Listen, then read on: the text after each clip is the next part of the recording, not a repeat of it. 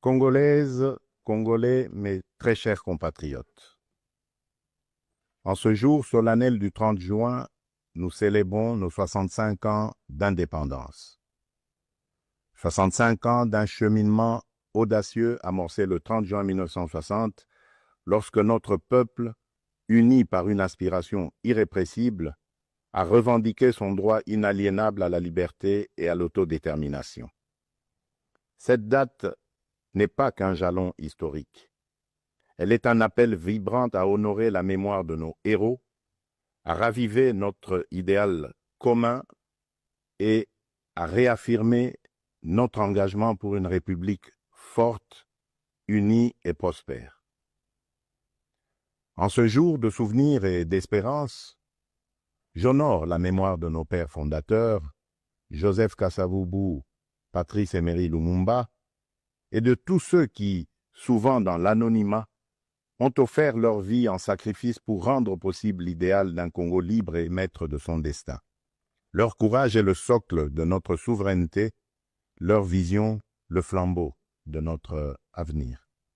Mes très chers compatriotes, aujourd'hui, notre célébration revêt une portée exceptionnelle. Il y a quelques jours, à Washington, sous l'égide des États-Unis d'Amérique, la République démocratique du Congo et le Rwanda ont signé un accord de paix historique, un tournant décisif pour mettre fin à un conflit qui, depuis près de 3 décennies, a semé la désolation dans l'est de notre pays, causant des millions de morts et de déplacés, en particulier dans l'est de notre territoire. Cet accord, signé par les ministres des Affaires étrangères de nos deux pays lors d'une cérémonie solennelle présidée par le secrétaire d'État américain, M. Marco Rubio, reprend les acquis de la résolution 2773 du Conseil de sécurité des Nations unies et ouvre la voie à une nouvelle ère de stabilité, de coopération et de prospérité pour notre nation, pour la région des Grands Lacs et pour l'Afrique tout entière. Je voudrais exprimer, au nom du peuple congolais, notre profonde gratitude aux États-Unis d'Amérique pour leur engagement déterminant en faveur de la paix. Nos remerciements les plus sincères vont au président Donald Trump pour son implication personnelle dans ce processus de pacification porteur d'espérance. Son leadership a permis de réunir les partis autour d'une vision commune.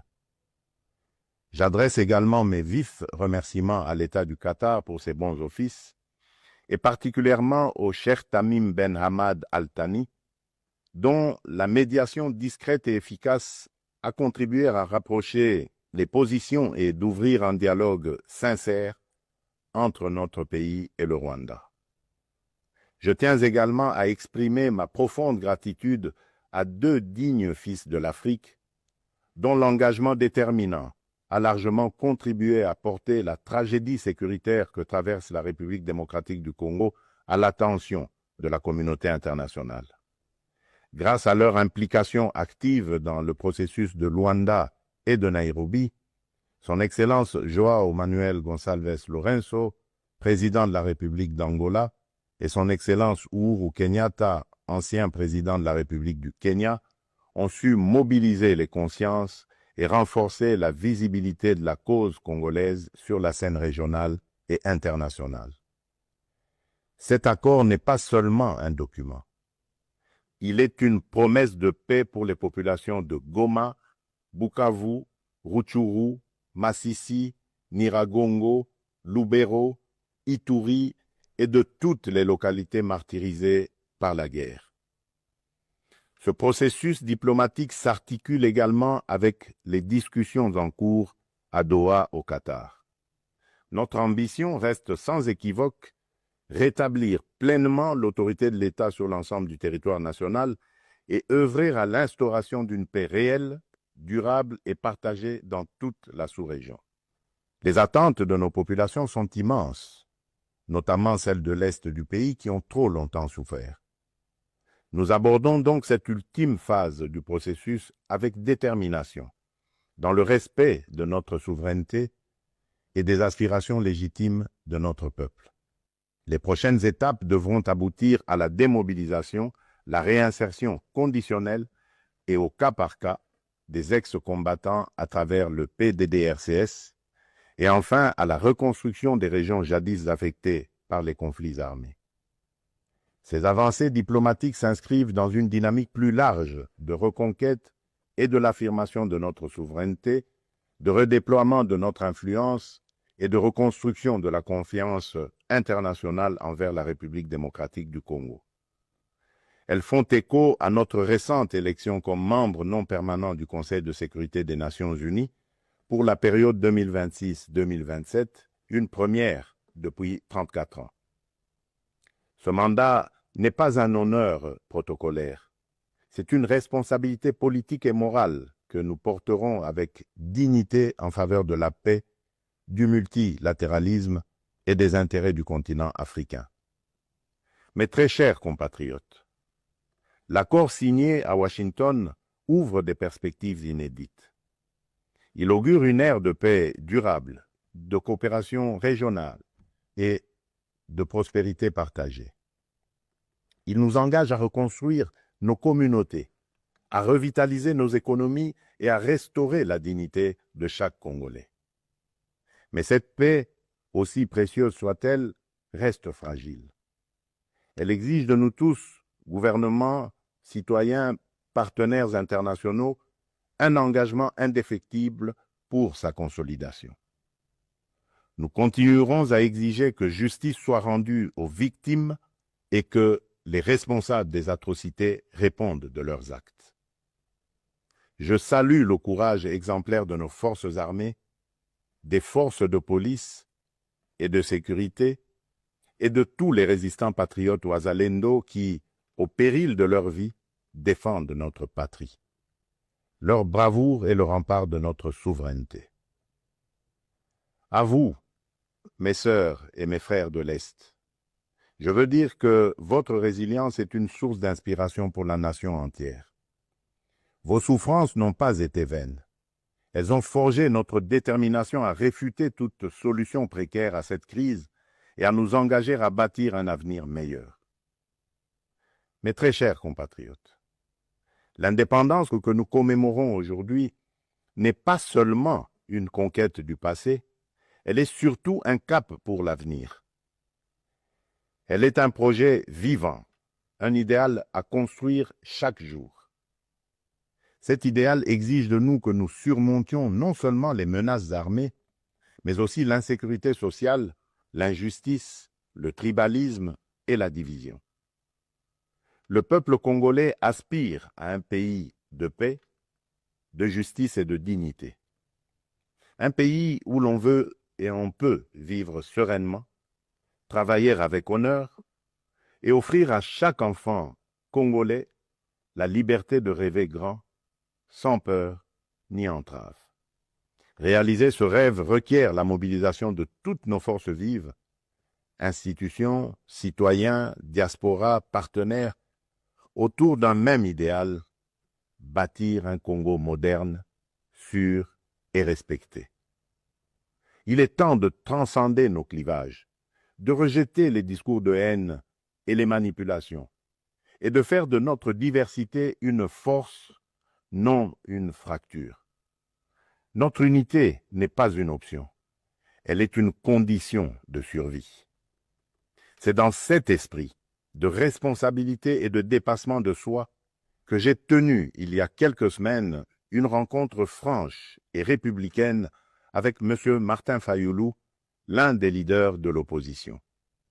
Ce geste, que beaucoup n'auraient osé imaginer depuis les élections de 2018, témoigne d'une volonté partagée de placer l'intérêt supérieur de la nation au-dessus des querelles partisanes. Cette rencontre marque une étape importante vers une politique de réconciliation, d'écoute mutuelle et de respect réciproque. Elle donne surtout corps à l'exigence du peuple congolais, celle d'une classe dirigeante capable de s'unir aux moments les plus critiques, d'agir avec maturité et de servir ensemble la grandeur de la République. Mes très chers compatriotes, les défis qui se dressent devant nous ne se limitent pas à la sécurité. À Kinshasa, la congestion urbaine et les embouteillages affectent la qualité de vie. Le manque de discipline, l'urbanisation désordonnée et l'insuffisance des transports en commun rendent la vie difficile à des millions de nos compatriotes. À Kalemi, Kassangoulou et même ici, dans la capitale Kinshasa, les inondations récentes ont causé d'importantes pertes en vies humaines et dégâts matériels, détruisant des habitations, emportant des infrastructures routières et provoquant des déplacements massifs de population. Ces événements climatiques extrêmes nous rappellent l'urgence d'agir à la fois sur le front de l'aménagement du territoire et de la résilience environnementale. À Mbandaka, le naufrage d'une embarcation a coûté la vie à plusieurs dizaines de nos compatriotes, endeuillant la nation tout entière. À Tshikapa, Kolwezi, Likasi, Kananga ou Kikwit, l'accès à l'eau potable, à l'électricité, aux soins de santé et à l'éducation reste une priorité pressante. Face à ces défis, l'État n'est pas resté indifférent. Il agit. Des missions de secours ont été déployées, des fonds d'urgence mobilisés, des projets structurants lancés pour renforcer les infrastructures et améliorer les conditions de vie. Mais ces efforts, aussi importants soient-ils, ne suffiront pas sans un véritable sursaut de solidarité nationale. Ils doivent être soutenus par une administration plus efficace, une meilleure coordination institutionnelle et la responsabilisation de tous les niveaux de pouvoir. J'en appelle également à un changement profond de comportement. Nous devons adopter une discipline collective, un civisme exemplaire et un respect des règles de vie en communauté. Aussi, je vous appelle à un sursaut patriotique, à une responsabilité individuelle qui fera de notre pays un modèle de stabilité et de progrès. Mes très chers compatriotes, fidèles à l'élan de notre indépendance, j'ai pris devant vous, avec une détermination sans faille, le serment de bâtir un Congo à la hauteur de nos aspirations. Avec constance et détermination, j'ai placé la transformation de notre nation au cœur de mon mandat, mu par l'ambition profonde de faire de la République démocratique du Congo une terre de justice, de prospérité partagée et de dignité retrouvée. Cette vision que je porte avec vous et pour vous irrigue chacune de nos décisions et sous-tend les réformes audacieuses que nous menons dans un esprit de renouveau et de souveraineté assumée. Aux côtés du gouvernement, j'ai engagé une série de réformes économiques, judiciaires et institutionnelles visant à asseoir un véritable état de droit, à éradiquer la corruption et à créer un climat des affaires propice à l'investissement et à l'initiative. Les premiers résultats sont tangibles. La croissance économique connaît un rebond durable. L'image de notre pays s'améliore sur la scène internationale et la confiance des investisseurs renaît. Ce regain de confiance se traduira prochainement par la signature d'un accord stratégique inédit avec les États-Unis d'Amérique dans le secteur minier. Cet accord marquera une étape décisive dans le positionnement de la République démocratique du Congo comme un acteur central de la transition énergétique mondiale et de l'économie verte émergente. Il visera à valoriser de manière souveraine nos minerais stratégiques, en particulier le cuivre, le cobalt et le lithium, tout en assurant une répartition plus équitable des retombées économiques au bénéfice des populations congolaises. Il ouvre la voie à la transformation locale, à la création des milliers d'emplois et à un nouveau modèle économique fondé sur la souveraineté et la valeur ajoutée nationale. C'est là le fruit d'un travail collectif, déterminé, au service d'un seul idéal, offrir à chaque Congolaise et à chaque Congolais les perspectives réelles d'un avenir meilleur. Malgré l'adversité, notre peuple a toujours fait preuve d'une résilience extraordinaire. C'est cette résilience qui nous a permis de traverser les tempêtes du passé et qui nous permettra de surmonter celles d'aujourd'hui. Le Congo d'aujourd'hui n'est plus celui du fatalisme et de l'impuissance. À l'aube du retour tant attendu de la paix sur l'ensemble de notre territoire, s'ouvre un nouveau chapitre de notre histoire, porté par le courage inébranlable, la résilience admirable et la solidarité agissante de toutes les filles et de tous les fils de la nation. À nos partenaires des États-Unis, de la Chine, de l'Europe, des pays du Golfe, du continent africain et du monde entier, je le dis solennellement, la République démocratique du Congo est de retour, prête à nouer des partenariats stratégiques, fiables, transparents et surtout gagnant-gagnant. Nous avons les moyens de notre ambition, des ressources exceptionnelles, une position géostratégique centrale, un peuple talentueux et surtout un leadership résolument tourné vers l'avenir. Nous sommes prêts à jouer notre rôle, notre partition face aux grands défis de notre temps. La paix, la transition énergétique, le développement durable et l'intégration africaine. Je tiens toutefois à réaffirmer avec clarté les lignes rouges de mon action. Les ressources de la République démocratique du Congo ne seront jamais bradées ni livrées à des intérêts obscurs. Elles bénéficieront avant tout au peuple congolais. Aucun compromis ne sera toléré en matière de souveraineté économique. La République démocratique du Congo ne vendra ni son avenir, ni sa dignité. Mes très chers compatriotes, le monde change et la République démocratique du Congo a son mot à dire. Notre jeunesse déborde de talent, notre sol regorge de richesses, notre peuple rayonne de dignité. Ensemble, poursuivons notre projet commun, celui de bâtir un État fort, une économie diversifiée, une société juste et équitable. Ce 30 juin, faisons de notre indépendance un idéal vivant, incarné dans chaque famille, chaque quartier, chaque ville, chaque province. Nous ne visons pas seulement la fin de la guerre, nous voulons une paix véritable, qui sera le socle d'un vaste chantier de reconstruction d'une société plus inclusive, plus solidaire et plus prospère. Le gouvernement s'y attellera avec rigueur et transparence. Mais ce chantier ne réussira que si chaque Congolaise et chaque Congolais y prend part.